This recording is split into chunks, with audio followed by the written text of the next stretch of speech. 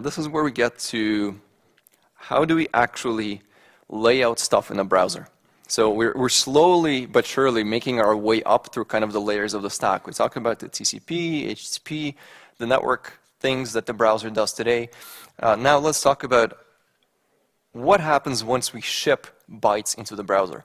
This is an entirely separate pipeline that happens and that we should think about. The high-level view is something like this. We have the network at the top. The browser starts reading bytes off the wire, and it schedules resources right in here. It fetches this HTML file, and the HTML file kicks off a couple of different sub-processes. One is constructing the document object model. This is the DOM. The CSS part is an entirely different component, which is the CSS object model. We don't often hear about the CSS-OM, but it is a separate thing.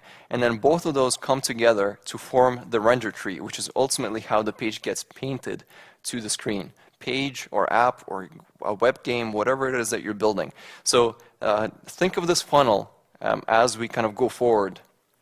And we'll talk about how and why this is interesting. So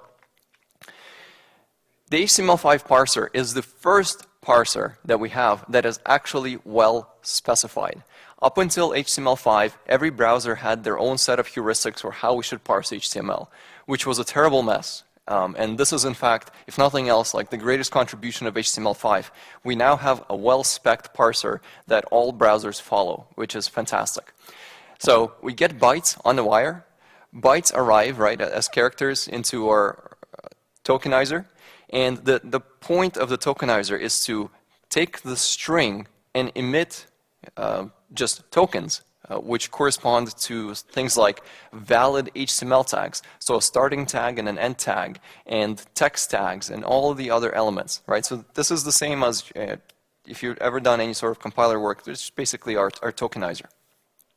After that, we take these objects and we start to construct the DOM, or if you're building a language, it'll be like the AST of this thing. And the key point here is that this work is being done as the data arrives on the wire. We do not have to wait for the entire object to arrive before we can start doing this. We will, in fact, start doing this work as soon as we have any data. And this is very important. Here's an example. Here is a very simple HTML file. And in fact, this is a valid HTML file, believe it or not. Did you know you don't have to close the p tag? Isn't that awesome? This is a valid file. And here's how this will look in the DOM. We have our HTML root node, we have the head node, meta, and a few other things. And then we hit the script tag right here, application.js. And all of a sudden, everything just stops. Right? So these are the bytes that we got on the wire. We get to this point, the doc parser got to this point, and then all of a sudden we say, wait a second, I cannot parse the next link tag because JavaScript, we're asking for a JavaScript file, and JavaScript could modify what comes next in this byte stream. So we must stop, right? We have this rule that basically says scripts could have a doc write, which is basically, like, think of it as web rendering in general is a single-threaded process, or execution of any web page is a single-threaded process. There's no parallel processing. So when you put in a script, there's a possibility that you will modify what comes next. So we must fetch that script and execute it first before we can proceed. And that is a very big problem. This is the problem with synchronous scripts. The only way out of this is you can actually put a tag on your script right here that will say async or defer, which is basically just a promise that says, hey, I am not going to do the bad thing. I'm not going to doc write. I'm not going to modify the subsequent bytes in a document. So just let me go. You can go ahead and continue parsing the document. So this is basically how it works, right? We have our tokenizer coming from the document. We tokenize the bytes off the wire. We start building the tree, and then you say, hey, I'm going to do a document.write. At this point, because that could be anything, right? You could feed us any data. It could be HTML tags. We say, well, okay, great. You could be feeding us HTML, so this has to go back into the beginning. We have to tokenize it again and kind of repeat this process, right? This is why we have to stop the document parser whenever we see JavaScript. So one important takeaway here is that this is the difference between synchronous and asynchronous scripts. Any web performance talk that you attend will talk about use async scripts. This is why. This example at the top is an example of a synchronous script, which just says, when you inject or when you put this into your page, it says, go fetch that document, execute it, and then you can proceed, which means that it will block the page until we can do that. The async version, it looks much scarier, but it is in fact pretty simple. The basic idea here is that we're going to create a dynamic element, and when you create a dynamic element in the DOM, we don't have to wait for this thing. So it means that the document parser can proceed and start doing other work while we fetch the JavaScript and execute it at some later time. So, for example, Google Analytics has, to a large degree, I think, popularized this approach, but still, there's a lot of sites that use these synchronous scripts. And in this example, I'm using the +1 button. If you guys have one of these installed on your page, please, if nothing else, after this, go install one of these. This alone will save you a lot of performance issues. Here's an example of how this actually looks on the wire. So I mentioned defer and async. So the first script we have here is a synchronous script. We have a page, we hit script.js, the parser stops, we go and fetch that file. This is the example here, right? We hit script or file a.js. At this point, we schedule the resource on the network to fetch. We fetch the resource, then we execute the JavaScript, and only then can we proceed to read below it. That is what we mean by blocking. When you declare something as deferred, it basically says, look, I'm not going to modify the HTML stream, so just download it in the background and execute it at the very end. Right? So the download can happen in parallel to us processing the document, and then sometime later it will execute. And async has a slightly different semantics, which is to say, hey, I will also not modify the document, but please download it in the background and execute it as soon as it's available. For all practical intents and purposes, just use async when you can. The one caveat is you can't always use async because, for example, let's say you have dependencies amongst your JavaScript, right, amongst your different blocks. Like you set a variable in the first block that you depend on in the second block. If you execute those out of order, they will break. So you have to be careful about how do you make sure that those things, if you load everything asynchronously, execute in the right order such that your JavaScript still works. And that's something that you need to be aware of. But this is, if nothing else, this is a very, very important optimization because scripts are a serious problem for us. Now, it is such a serious problem that the browser actually has workarounds kind of underneath to help you not hurt yourself too much when you put synchronous scripts on the page. And this is the Preload Scanner. So remember that we have the document parser, which consumes the bytes off the wire and parses the document. We also have this thing called a Preload Scanner. And if you look, I just took a snippet out of our source code. The way it gets triggered is, we have this condition, is waiting for scripts. Right? This alone should tip you off to say that waiting for scripts is not a good thing. So if we're waiting for scripts, start the scanner.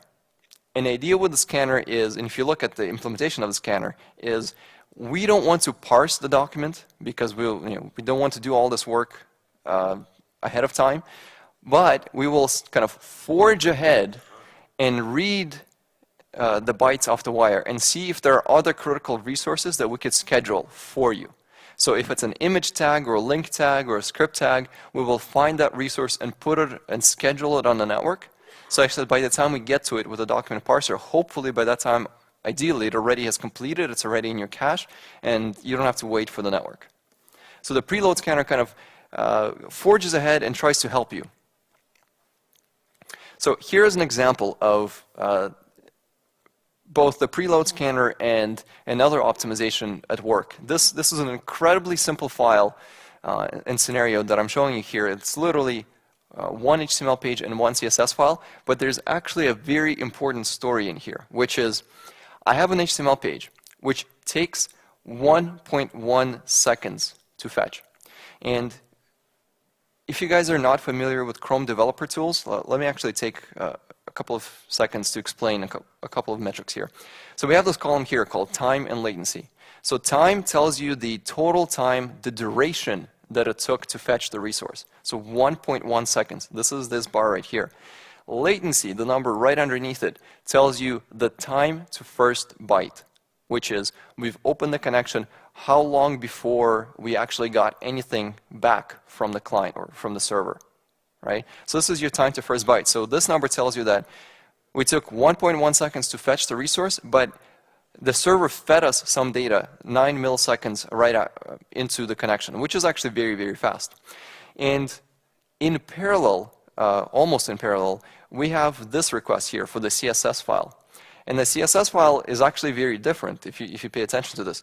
It took about a second to generate, but the latency was 1 second, which means that we opened the request and we were waiting for 1 second before the server actually returned anything to us. Right? A very different scenario in how the server behaves, but very important, because what this tells you right here is you open the connection, we flushed some data back to the client such that the document parser could detect that it actually needs the style file. It scheduled that resource as the HTML page continues to download, but the CSS resource was waiting for a while, and only then did we finish. So at this point, the page is loaded, and you can see that CSS file was loaded basically in parallel. But we could have had a very different story. Imagine that this file followed the same scenario that we have here, and it waited for 1.5 seconds before it served anything, like it buffered up the entire HTML response. At that point is when we would have to make the CSS request. So the actual page would take 2.5 seconds. So the point here is time to first byte matters when you can flush useful information back to the server. This is why networks or frameworks like Rails and others, Django, are looking at optimizations for things like how can we flush, for example, the headers. If you have a template on your page, chances are that the template, kind of the head of the section, doesn't change that often. Right? It's like, I need a styles.css and a javascript.js and other things.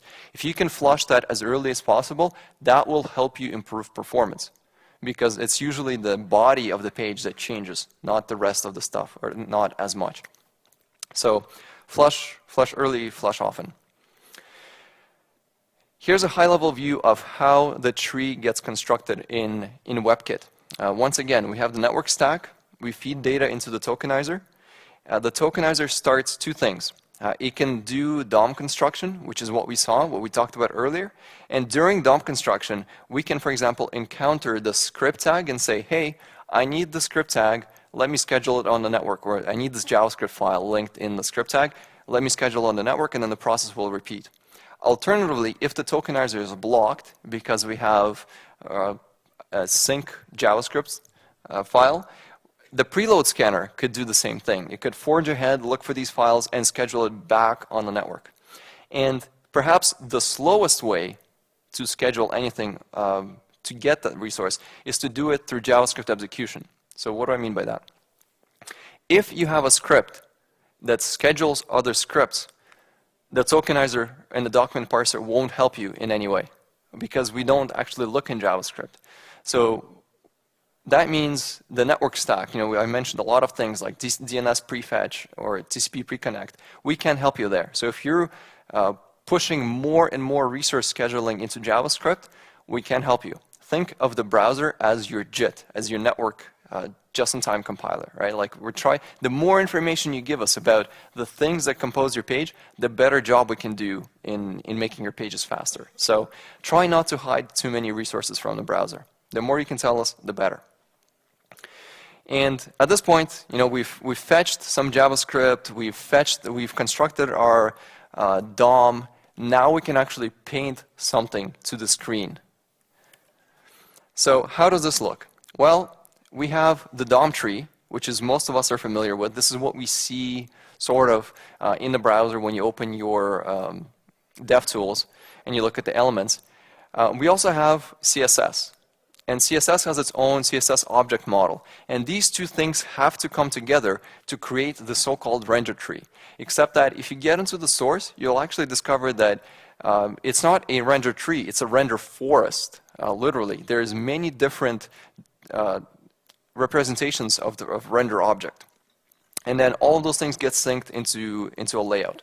So here's a kind of a slightly different view that will hopefully describe some of the differences. We're not going to go into the details for why we need each one of these object models, or trees rather, but I think it's important to understand conceptually why they exist and how they work. So a DOM tree, right, has all of the elements that are on your page.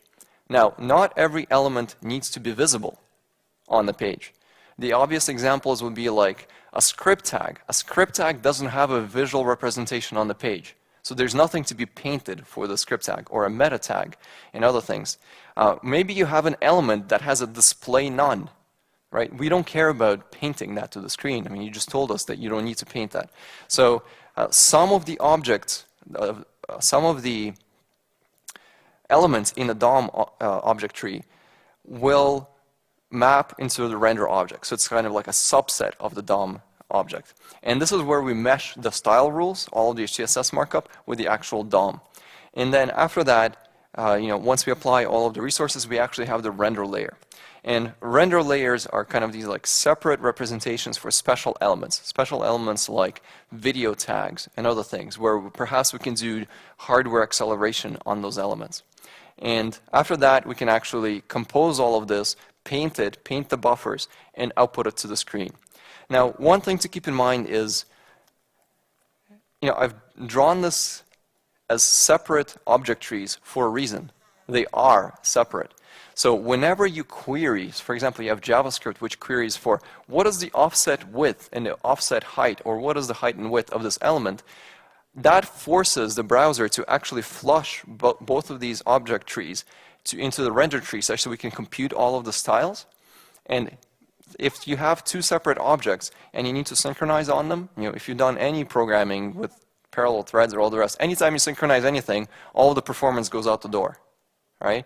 So the less you can do that, I mean, it's not to say you shouldn't do it, but the less you can do that, the better your performance will be. So if you're obsessively checking what is the offset width and offset height of some element through JavaScript, yeah, that's not going to be too good for performance. You're not going to get your 60 frames per second. And this is a nice segment to 60 frames per second, right? Like, I'm building a freaking web page. I'm not building a game. Why do I care? Like, I've never cared about 60 FPS in a browser. Like this, what are we talking about? Well, good news. It definitely matters. And we're finding that the more we start to build kind of these ambitious apps, not just pages in the browser, we definitely have to think about the kind of the smoothness of that experience. And in fact, it's not only applicable to apps, it is even applicable to things like browsing. So a couple of tips that I have for you guys here. We talked about rendering, right? And there's a lot of optimization that we can do when it comes to rendering. So for example, the simplest thing that we could do is to say, for every frame, we will paint the entire screen and just drop it on the monitor, right? Turns out that's not a very good idea because monitors are very big. That's a big paint area that we need to update every single time. So in fact, what we want to do is we just want to update the areas that have actually changed, right? Kind of an obvious optimization. So at this point, the question is, what are the areas that have changed? And if you go into Chrome Developer Tools, you can actually enable this thing called Show Paint Rectangles, which will show you which paint regions are being updated as you're interacting with the page. So for example, here, it may be a little bit hard to see, but when I'm hovering over this link, right, so Paul Irish, and we have a little border, like pink border around Paul Irish, which means that there's an unhover state for that link, And because there's an onHover state, it changed color. We need to repaint that area. But not only that, but when I hover, I also get this new pop-up called with his profile info, and we have to repaint or paint that region. So we will only paint the areas that are different, which is and you can see that now. You can see that in your browser, and you can figure out what are the paint areas. And the reason this is important is, in this case, this is exactly what you want to see, just the diffs. But very frequently, you will enable this, you will hover over something, and you'll discover that the paint region is actually like the majority of your page, for whatever reason. And that tells you that every single time you hover over a link, you need to repaint that entire area, which is going to hurt performance. So the question, a natural question would be like, why? Am I changing a style on an outer element which needs to be recomputed? Because that will take a lot of CPU and GPU bandwidth. So if you haven't played with it, I definitely encourage you to do so. The other thing that we've added recently in Chrome, which I think is really, really awesome, is this frames view. So if you open your timeline and you record, you just kind of interact with your page while you're recording this timeline. In the frames view, you can actually see how much time you spent, or the browser has spent, rendering each frame. So if we do our basic math, right, let's say we want 60 frames per second, we have 1 second, that means about 16.7 milliseconds per frame. That is your budget. So we need to paint, we need to finish all of our JavaScript work, all of our painting within 16 milliseconds for every frame. For most of these frames here, this cutoff line, we'll actually see a better example on the next slide, but this cutoff line right here is 60 frames per second. And this tells you that most of these frames actually finish very quickly, like a couple of milliseconds for every frame, and we're all good. So this will give you a really smooth performance on the page. But then every once in a while, we have these frames which are way above our target 16 milliseconds, which means that we're literally going to skip frames. You're not getting your 60 FPS at this point. And it's really important to hunt these down and figure out what is going on. And actually, let me go back. And we lovingly call these elements here jank on Chrome, right? So the goal is to eliminate jank. And here's an example. Here's an example of a page which is consistently doing less, or taking more time, I should say, than 16 milliseconds per frame. And I think this serves as a really good example, because this is a production site, this is a popular site, and what they had was an on-scroll JavaScript callback. So every time you move on the page, they would fire some JavaScript, which would then do certain things, like it would check, if you look at the files here, standard banner.ex. So they actually had add code which would run and check the position of where you are on the page, such that it could like display the right ads on the site, except that it would run this code for like 15 or 20 milliseconds on each and every scroll, which would mean that as you scroll along the page, you would get a very bad performance. And it actually feels janky. It feels like you're dragging something and it's kind of like, right? Like it just jumps frames. And I don't know about you guys, but I've long had this suspicion that it's got to be my browser. It's got to be like the thing I'm running in the background. Maybe it's the fact that I have Photoshop open. I'm swapped. I need a new computer. And then you open this and you look at the frame. You're like, no. That's not the problem. It's the JavaScript that's running in the callbacks on this page. So it's like it literally can't. The browser can't paint fast enough. So here's an example. I'm zoomed in on a couple of frames in here, and you can see that this frame right here, it took 46 milliseconds to render. And you can actually step into these functions and see what is being executed, and you can see that it's primarily JavaScript, so 46 milliseconds of JavaScript, which tells you that at most this page could get 20 FPS, right, for 20 frames per second. I'm rounding up and saying this is going to take 50 milliseconds. So this is not a good experience. And once again, coming back to the variability, sometimes you honestly can't do 60 frames per second, and that's okay. But try to be consistent. Try to set a threshold and say, well, I'm going to aim for 30, right? Try not to be too variable. Try not to jump between 60 and 30 and 10. That is actually worse for perceived performance from users' perspective. Here's another example that you can try and play with later. This is the jank demo. Maybe I can open it here. So we have the jank demo. Maybe I can open it here. So we have this kind of very silly example that we have where, as I scroll down the page, we just have the Chrome logos kind of moving back and forth. And then I can add some effects, like CSS3 effects. And me just adding this, so this right here is 60 frames per second. Right? This is nice and smooth. I can add some CSS effects to these elements, and all of a sudden I'm down to about 30 frames per second. Maybe a little bit hard to see here, but if you open the frame view, you'll definitely see the difference. And then I'll add some on-scroll JavaScript callbacks, and all of a sudden, like I can, as I'm browsing here, I can definitely feel the difference. So this is running at about 10 frames per second. So if I disable 60 FPS, nice and smooth. So this is a great way to, and this is the actual trace from that same page. So this is the original. This is your 30 FPS with some CSS effects, and this is me adding some on-scroll effects, and all of a sudden we're way down in performance. So definitely something to pay attention to. Hardware acceleration is an interesting topic because there are certain elements, as I mentioned, that will get hardware acceleration. For example, video. Video playback is very frequently hardware accelerated today. And if you have been paying attention to rendering performance in browsers, you have certainly come across a whole number of posts or articles discussing, hey, I just sprinkled some of this magic thing called Webkit Transform Translate Z. Oops. And everything's just fast. Like everything's going awesome. I wonder why browsers don't do this all the time, right? And the question you should be asking yourself there is like, what does this actually do to begin with? And to understand that, you need to understand a little bit about what do we mean by hardware acceleration in a browser, and what does this actually mean for GPU performance. So remember that we have the DOM object model and we have the CSS object model. Those two things come together to create the render layers, right, that we can output to the screen. That data gets painted into a buffer. So think of it as just a bitmap. We paint that into a buffer. That buffer needs to be uploaded from your CPU to your GPU, right? So we're just transferring a texture to the GPU. The GPU has no idea how to compose all of our different browser layers and all this kind of stuff. We need to upload a texture.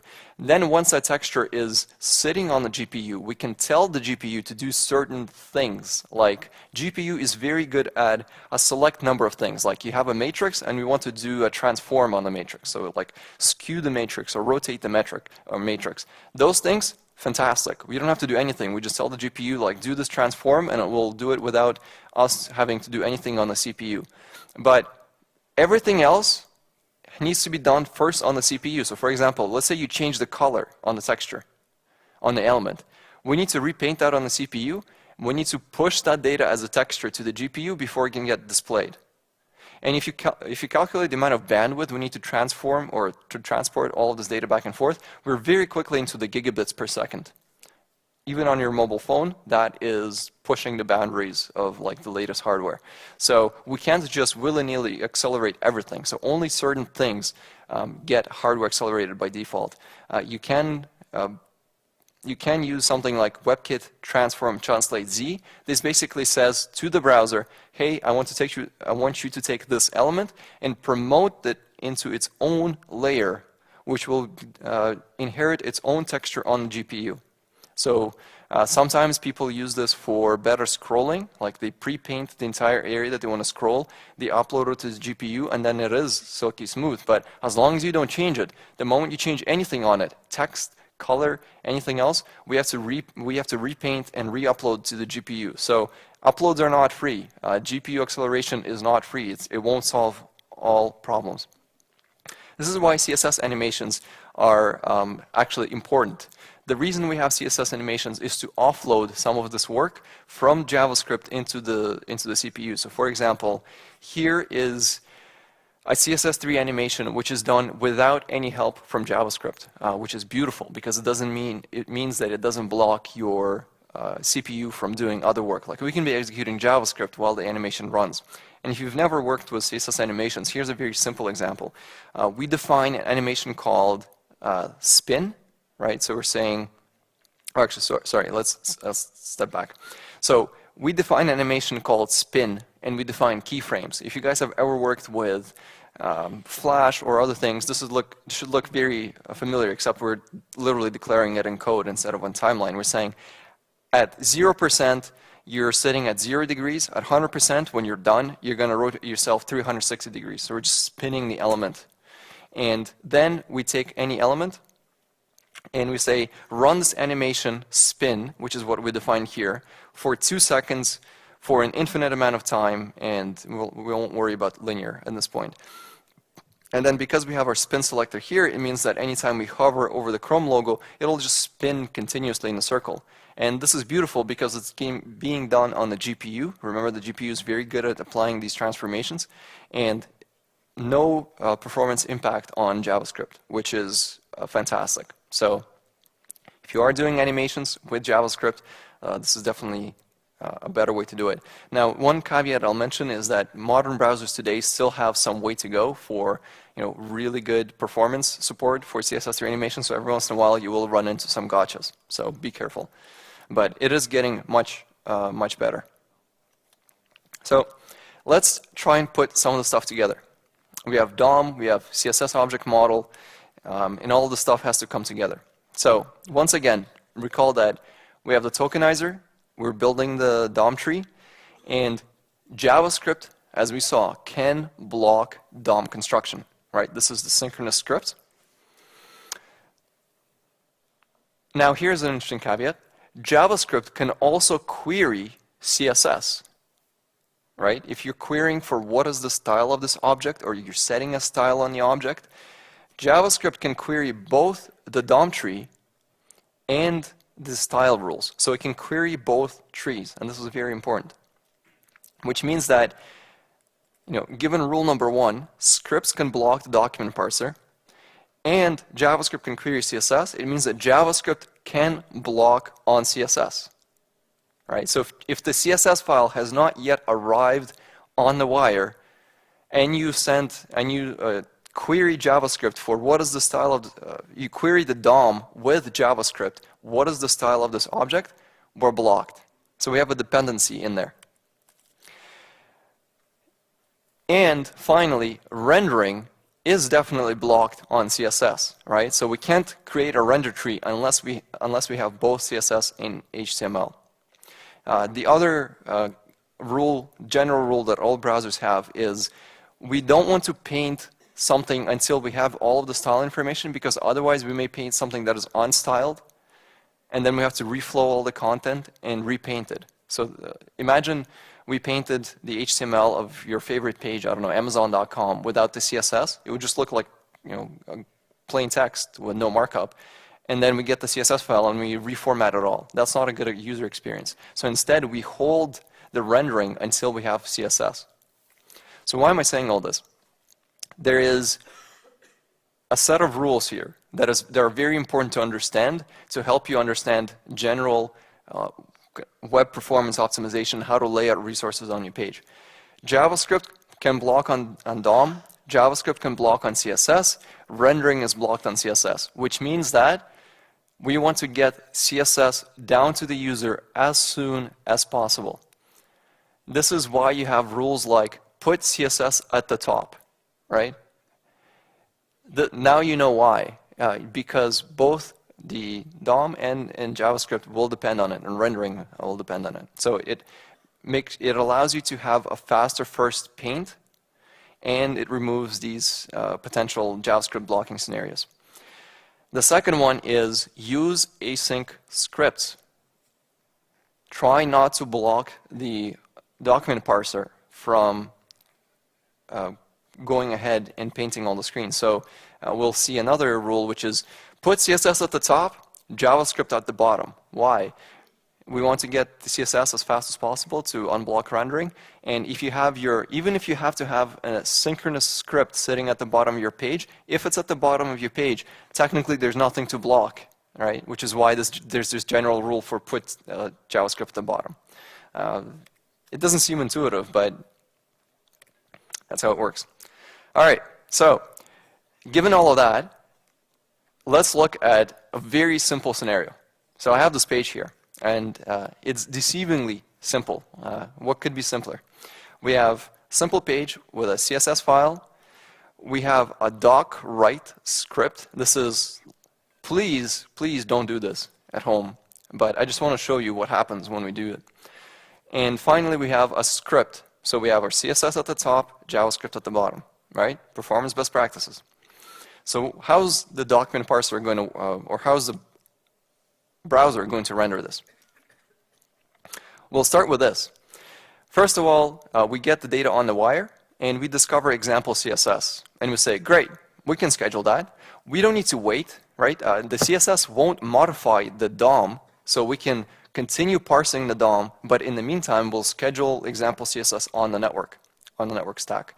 And let's continue. Great. So we continue, we parse div, we parse this element, then we hit the script tag, right? And in fact, this script tag is an inline JavaScript command, which is doc write. And this is exactly what's wrong with doing document.write. Inside of a document.write, we're injecting a script tag. Right? This is terrible. The reason this is terrible is because if this was a script tag like this one, the parser could actually detect that we're asking for other.js. But because inside of the string and we're not evaluating the string, we have no idea. So once we get to this point, we need to block the parser, and our rendering is also blocked. So we fetch other.js, right? We need to wait basically until other.js is fetched. We can't use the preloader, so we're blocked all this time. And only once we fetch this document, we can proceed ahead. But in the meantime, our preloader actually goes ahead. Let me flick back. And actually, it has already scheduled last.js. So we're blocked here waiting for this file. But the parser or preloader can go ahead and find last.js. So by the time we get to last.js, it's already sitting in the cache, hopefully, and we can render it. So let me just go ahead. And this is where we get to last point. So this was our problem. We had the doc write. We fetched last.js. It's executed immediately. This is the first time that we can actually do a paint on the screen because we've reached the end of the document. We have the CSS. We're not blocked on JavaScript. So if nothing else, this guy right here is a problem. And unfortunately, this is done all too frequently. So as the title says, not to repeat myself, but make sure that you get all of your CSS as early as possible. If you have CSS that you're including dynamically or you have at the bottom of the page, move it up, get it to the user as fast as possible, concatenate CSS files, minify them, remove redundant rules. Anything you can do to accelerate CSS, fetching of CSS, will help you get faster user experience. And then swap any scripts that you can with async JavaScript. Now, that was a fabricated example. I figured it'd be interesting to look at a more or a real example, not more real. It is a real example. So this is Guardian, Guardian Co.uk, and you can't see the actual DOM object tree or the waterfall, sorry, in detail. But that's not the point. The point is there's a lot of resources on this page, right? On the left, this is the full waterfall. And the interesting realization that you come to at a certain point, once you understand kind of this concept of CSS and how JavaScript sometimes blocks on CSS and all the rest, is that not all of these resources are critical in the sense that we need each and every one of them to have something visible on the screen. There is, in fact, this idea of a critical path. There are certain elements within your markup that will block, that will determine the experience. And that critical path is a subset of this entire tree. So back at Velocity this year, Velocity Conference back in June, we announced this tool called Critical Path Explorer, which is a really awesome tool, and I'll show you some screenshots, which takes, you can type in any website. It has to be a public website. And you can see the full waterfall as you would in your network or developer tools, but then you can click on Critical Path, and it will show you just the resources which are in the critical path for rendering and onload of this page. So here's the example. This is still Guardian, but we're looking just at the critical path. So remember that this is basically a single thread. So the fact that all of these downloads are happening in parallel is kind of a moot point because we can only execute one thing at a time. So first, if you look at the lifetime of this page, it took about, I think, 2-something odd seconds to render this page. First, we have a redirect. So I sent a request to Guardian Co UK, and it said, hey, you should be going to whatever, www.guardian.co.uk, which is kind of like, really? Because that's 300 milliseconds right there, right, before we can even get to rendering the page. And this is just one redirect. It's not uncommon to find many sites with 3 or 4 redirects, which means that you're spending up to a second or multiple seconds before we can even get to the content of the page. Terrible. If you have redirects on your pages, find out a way how to get rid of those or cache them, or just make sure that you try to have as few as possible. Next, we have, actually Guardian is doing a very good job here, which you can see the CSS files here, right? So grid CSS and a few others. All of the CSS files are scheduled up front, which is exactly what we want, right? The CSS files, fetch CSS files first. That's the green assets right here. And then all of a sudden we are blocked. So JavaScript is not being executed before all the CSS is downloaded, which is exactly as you would expect, right? We know why that is now. So JavaScript starts executing right after all the CSS files complete. Next, we come to this guy right here. Like everything up until this point is kind of as expected. We actually had one JavaScript file dynamically schedule a CSS file, which is a bit of an anti-pattern, but whatever. But then we have, we come onto this block. And if you hover over this block in critical path, it will actually tell you that the reason that this file right here took so long to execute was because the file above it, which is show ads.js, did a document write, and it injected this other script tag, right? So up to this point, our browser was fetching resources and all the rest. Everything was beautiful. And then we come to this point, and it says, oh, yeah, by the way, I want you to dynamically include this JavaScript file. At which point, we stop the world, we block on the network, and we go and fetch that file, and then we execute that file, which is why this block right here, it takes so long. So this is why you don't want to use docwrite or have synchronous scripts in that respect. So moving right along, this is the first area that I would highlight. Actually, this is the second area. First was 300 milliseconds for a redirect. That's terrible. This is definitely an issue, dynamic scheduling of JavaScript. Then, the next thing that I was looking at was, well, hey, this looks kind of odd, spending a lot of time. But if I hover over this element in the Critical Path Explorer, it'll actually point to the resource which scheduled it, which is this relationship here, and it says, no, this came from the base HTML file, and it just so happens that this is just a long-running JavaScript file. At which point, I didn't actually analyze that specific file, but I would go into that file and find out, why are you taking so long to execute? Like, what are you doing with the data that takes on the order of 60 milliseconds? Right? This is your opportunity to optimize that JavaScript. So all in all, the actual page is actually pretty fast, right? It is 159 requests, although it is pretty well optimized, so 844 kilobytes. The paint or the DOM content load was about 2 seconds. So all in all, this is pretty good. But if you look at the actual critical path, like the assets that matter for rendering that page, it's instead of 159, it's 23. So that's the, when you think about what can I do to optimize this page in terms of loading time, that's probably the ones that you're after. We saw the 300 millisecond redirect latency, which is a significant portion of, it's 10% of the total onload time, which is pretty bad. Some CSS files, maybe we could have concatenated those, but mostly JavaScript. So the questions that you should be asking yourself at this point is, can I eliminate that redirect? Can I cache it if I can't? Can I reduce the overall size of the page? 840 kilobytes is still pretty heavy. Can we make fewer requests? Could I bundle more of these resources? Could I have used async scripts? Would that have helped? So one tip I have is you can install, so I talked about PageSpeed critical path, right? which you can find online.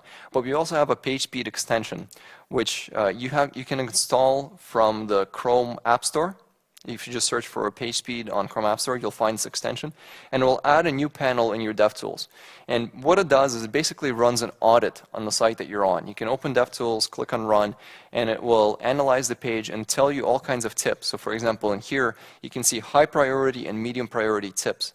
Like we looked at the content in the page and we're saying, look, you have resources which don't have cache headers, which means that every single time you load this page, we're going to refetch this resource every single time. You should fix that. Or your server is not using keep alive, which means that for every connection or for every request, we need a new connection. You should know by this point why that's important or why that's a big problem.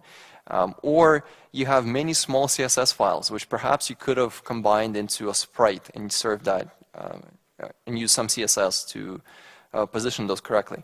So you can go into each one of these tips. I want to highlight one, which is optimize images.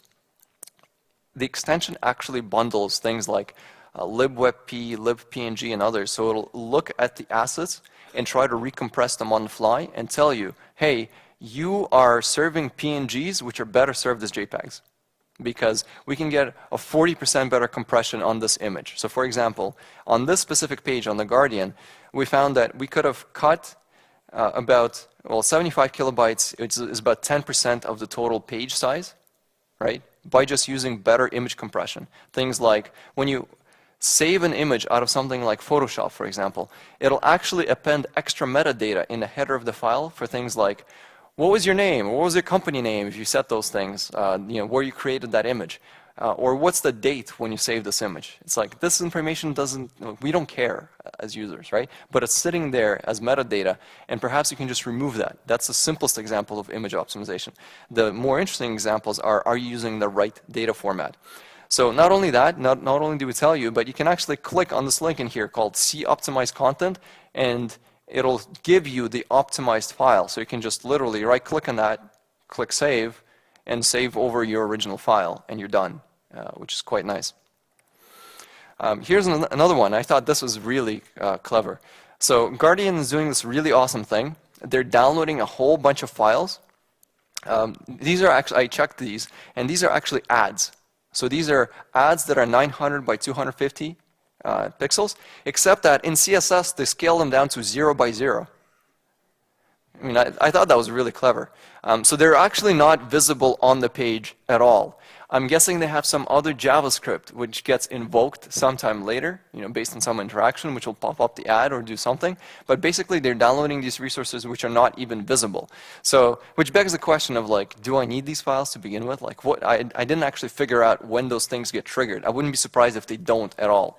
But that alone is another 70 kilobytes of data. And unfortunately, you see this all too often. You see files which are being uploaded at, sometimes their native resolution out of your camera. It's like, oh yeah, I just took a picture that's 5,000 by 3,000 pixels. I just resized in HTML. Like, what's the problem, right? So you're downloading this 3 meg file and you downscale it on the viewport. Terrible idea. This will actually flag these issues for you. If you're using HTML resizing instead of resizing, delivering the proper asset size, that'll help you catch that problem. We also found that on this specific page, in fact, they're not using gzip across all of their files. So a lot of the JavaScript assets are being shipped without being compressed. So that's another 53 kilobytes. So if you just add up some of the numbers that we've seen, we already shaved off approximately 200 kilobytes of the 800 kilobytes that we needed to ship, which is a significant win. So these are all important optimizations. And the good news is there are tools like YSlow and PageSpeed Insights that will help you catch these things. So definitely, if you haven't installed one of those extensions in your browser today, definitely give it a try. And we have PageSpeed Insights on our developers developers.google.com/speed, where you can also, instead of just running this extension in your browser, you can also just do it online. So you can type in any page in here and you can run this test, and here are the results for Guardian, for example. And here's the Critical Path Explorer, this is the tool I was talking about. Here's the entire network waterfall. We can click on Highlight Critical Path, and you can see that it's just a subset, right? And we can, for example, whoops, I'm not sure what happened there. And this is, for example, this file right here, which is being scheduled by document.write. So very useful stuff, definitely later. So at this point, we can actually come back and look at some recommendations for performance best practices, right? A lot of performance presentations start with these lists. I like to put them at the end because I like to think that it helps to understand and motivate why these things matter. So first, reduce DNS lookups. We saw that an average page is composed of 30 different hosts. For each one of those hosts, unless it's already sitting in your DNS cache, we need to do a DNS lookup, 130 milliseconds on average. And you should assume that most browsers or most of your visitors won't have them in the cache. So reducing the number of DNS lookups is important. Redirects, you saw why those are important. Oftentimes what will happen is you will redirect to a different host. That is in fact the worst case scenario, which means that we connect to some host, we do the DNS, we do the TCP handshake, we get the redirect, we do the DNS, we do the TCP handshake, and then we do that again, right? Terrible experience. Making fewer HTTP requests, hopefully I don't need to motivate this by now. This is why concatenating files, bundling files is very important. We talked about flushing the document early. So, for example, Google.com.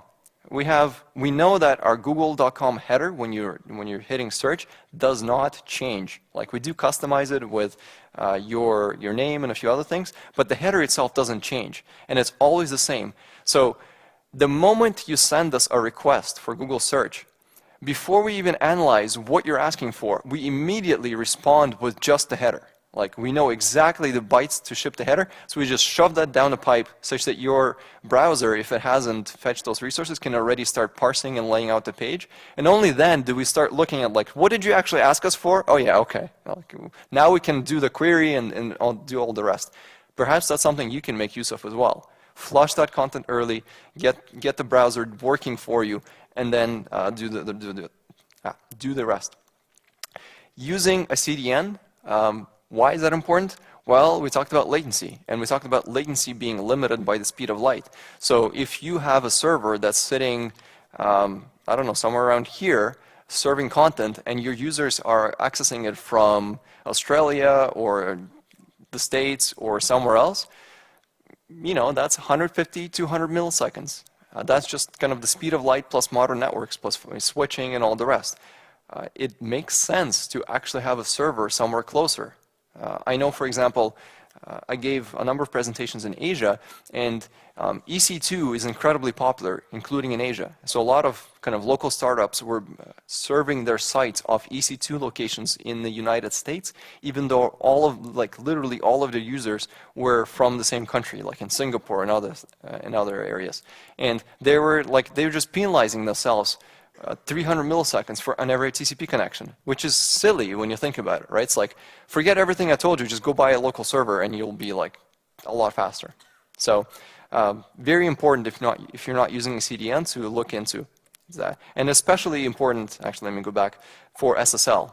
You can actually terminate, remember that one of the issues with SSL is the multiple round trips to create the handshake? By placing the server close, the SSL termination point closer to the user, you can significantly reduce that penalty on SSL. So worth thinking about. If nothing else, you can still have your server somewhere else, but having the SSL be terminated close to the user will help you speed up SSL quite a bit. Reducing the asset size, I mean, this should go without saying, but I think it's still very important because we're still not doing it well enough. Too many assets are being shipped uncompressed. Text, you know, we can get 80% compression, which is very important. Optimizing images, wow, this is like the #1 thing that you can do to reduce the overall size of your pages. 60% of the assets are images on your page. Figure out what formats are the best for your images. The right answer is it's not always PNG. I can definitely tell you that. JPEGs are oftentimes can give you huge improvements. And not only that, but perhaps you shouldn't save your JPEGs at 100% quality. A lot of users, especially on mobile, you can literally save a JPEG at like 30% quality, and on mobile you won't be able to tell the difference. But in the meantime, you have literally decreased the size of that asset from like hundreds of kilobytes to tens of kilobytes in size. So very important. Adding caching headers. So expires header tells the browser that, hey, you fetched this resource.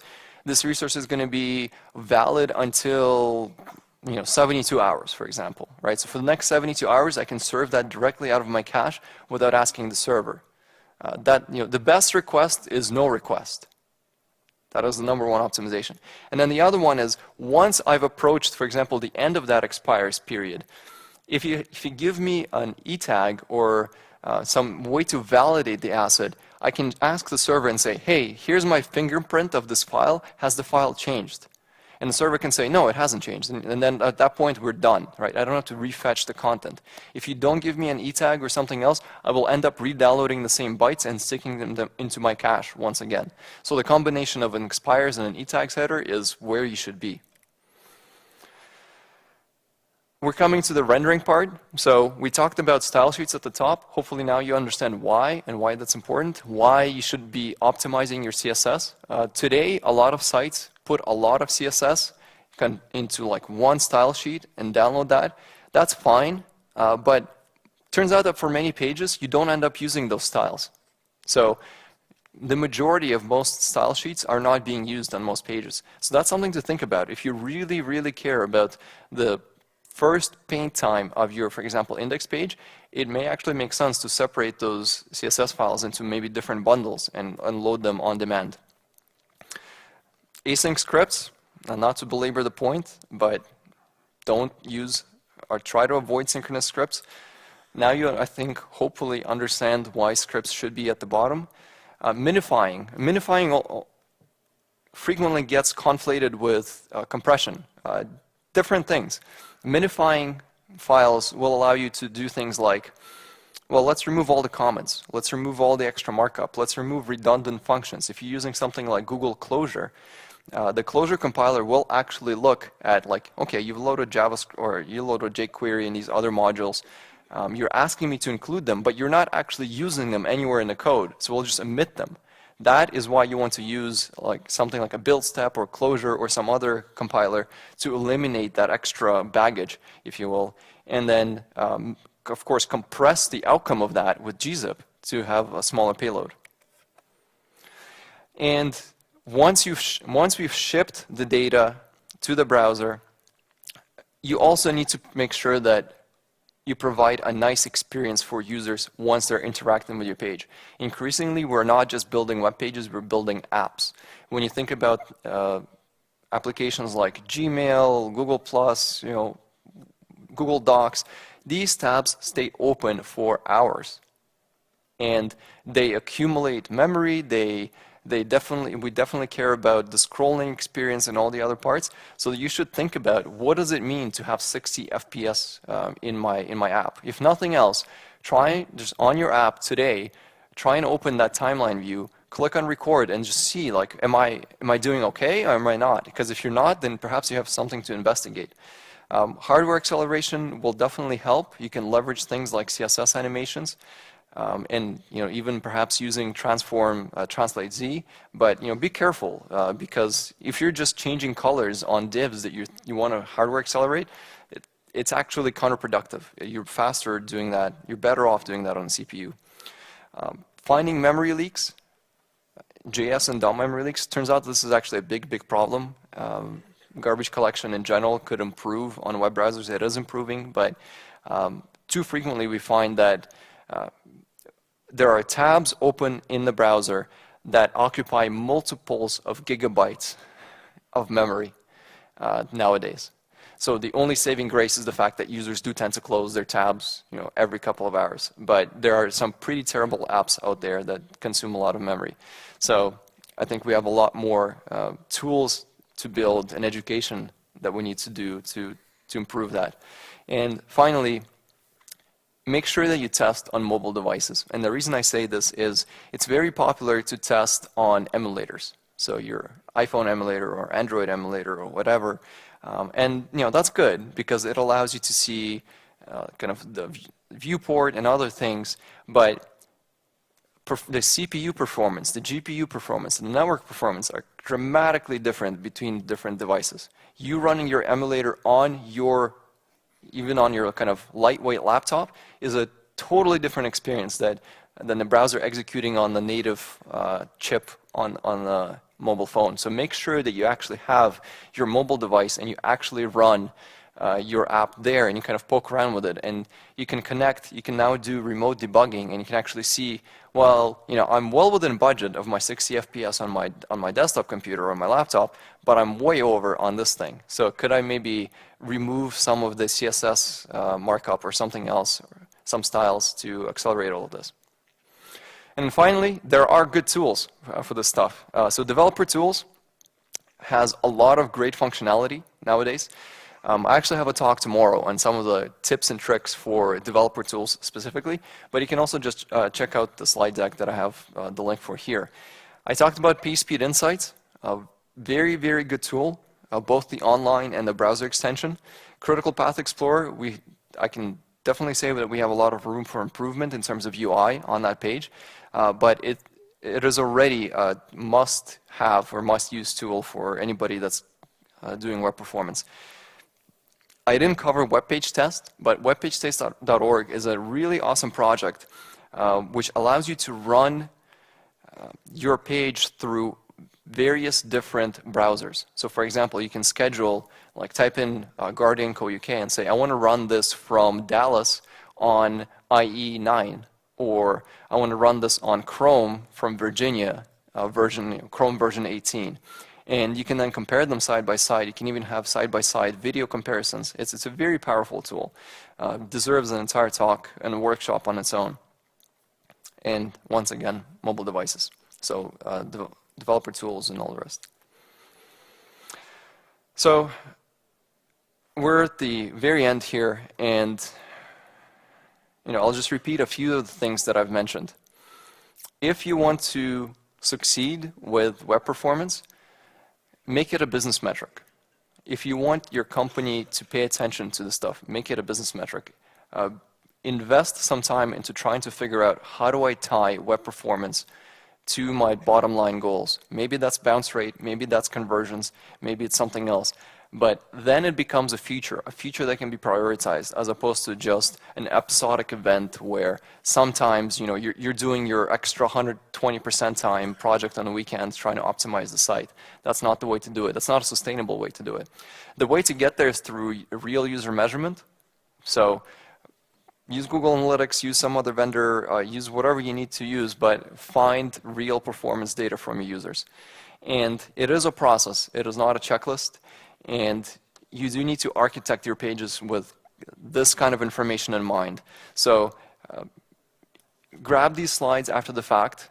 On most of these slides, I actually have links to other resources that will kind of go in depth on each one of those slides. So learn more about it. I think in general, we don't have, as developers, we don't have a good enough understanding of how the browser works. The browser today is an operating system on its own. It's got a very interesting and complicated network stack. The rendering pipeline is an amazing piece of work on its own. It is an operating system for many apps, and unfortunately we don't have enough good material on how it all comes together today. So with that, we're at the end. So if you guys have questions, I'm happy to chat. I'm also going to hang out after this here. You can find, so I guess two things. I'll ask you for a small thing, which is if you go to this bit.ly link, there is a feedback form in there, which is just like feedback from me for, did this help? Was it useful? What could I add? How can I improve this talk in the future? Or did I miss anything? And then once you complete that, you have the link to the slides in there. So I'd really appreciate it if you guys tell me how this went. And with that, you can also find me online. You can also ping me over email. But any questions? Anybody still awake? Maybe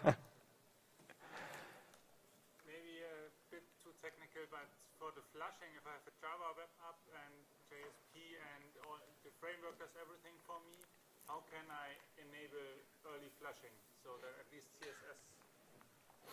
Yeah, so that's a great example question. So the question is, if I have JSP and I have my frameworks and all the rest, how do I enable early flushing? And the short answer to that is I don't know. In the sense that it really depends on your framework. So for example, I'm personally most familiar with Ruby on Rails, and Rails made a conscious effort within the framework to allow for this, because architecturally did not support this, and I think it was in version 3 that they specifically made this a target to say, we are going to support early flushing, and because that accelerates the page loading time. So I'm not familiar with what framework you're using, but I would specifically look for and maybe even talk to the people working on the project to say, what can we do to make this work? It also depends whether your browser or your browser supports it, but whether your network stack supports it, like your app server. Like, can it actually do that? Because sometimes if you're running your own, let's say, Java app server, you will find problems like it expects the entire response to be ready before it can be flushed, instead of doing kind of incremental pushes. So there's all of those little bits to get right. But I think it's a very important thing to think about.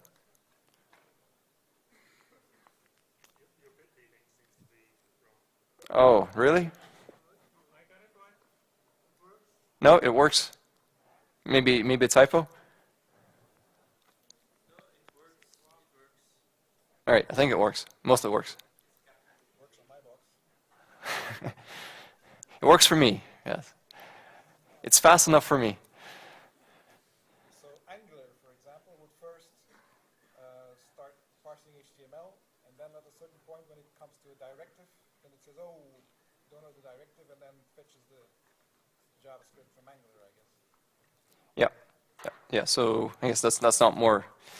So AngularJS, right? Like any other framework, like Backbone and all the rest, Ember. Those guys rely heavily on JavaScript, and they do everything in JavaScript, right? And I think this is an interesting space that we still need to do some work on. Angular, Backbone, and all the others, unfortunately, by virtue of scheduling and pushing all of the logic into JavaScript, you actually don't help the browser in any way, right? This is what I mean by the browser's trying to help you do a good job. I'm not sure how we solve that problem, because browser today is not kind of preemptively executing your code and trying to figure out what the assets you need. So generally speaking, I think the saving grace for those apps is when you're building a page using Ember or Angular, you think of it as, I'm going to load it once and I'm going to keep it in the viewport for a while, right? So because you're going to live in this experience once it's loaded, and we're just going to kind of transition different views, you don't actually incur that. You only incur that slow loading experience once, which is still not a good answer, but it kind of, you amortize the initial cost over all of the subsequent views. I don't think that's a good answer, but that's the way it works today. Anybody else? Have you also been working on Google projects like Gmail or Drive or Yeah, so does this apply to Gmail, Drive, and all the rest? Yes, absolutely. So for example, for Gmail, we're continuously trying to figure out for what is the best way for us to load all of the JavaScript resources. Because if you're using Gmail today, you've certainly seen the kind of the loading bar. We would like to eliminate that. We're subjecting our users to like minutes of wait time cumulatively across all of your sessions in Gmail every time you load, because Gmail, Google+, and a lot of other projects push JavaScript files, changes to JavaScript files very frequently, right? Like once a day or maybe once a couple of days. And we would like to figure out a way for how to do smarter updates, because we don't want to invalidate all the JavaScript every single time. Like as an example, Gmail is actually written like hand-rolled JavaScript code. I'm not sure what the exact number is nowadays, but it's well over 500,000 lines of hand-rolled JavaScript code. which is nuts, right? And we ship this code, and we change a little bit, like we change one element, and we need to ship the entire file to you again, which is kind of silly. So at the most recent W3C performance workshop, which was actually last week, we were talking about one of the proposals from the Gmail team, which is like, we want a built-in mechanism in the browser to ship diffs. Like, you have a JavaScript file in your cache, I've just updated it with like 2 extra lines. I don't want you to fetch the entire file. I want you to fetch the diff and apply it on the client. It's kind of a crazy idea right now. There's definitely nothing that is working today, but we think it's worth exploring. And the team is actually investigating, kind of prototyping, what would it take to make that happen. It's not possible to split it up in separate files. For them, no, because even if they do that, the way the code gets compiled and all the rest, it's not really, it doesn't address the problem.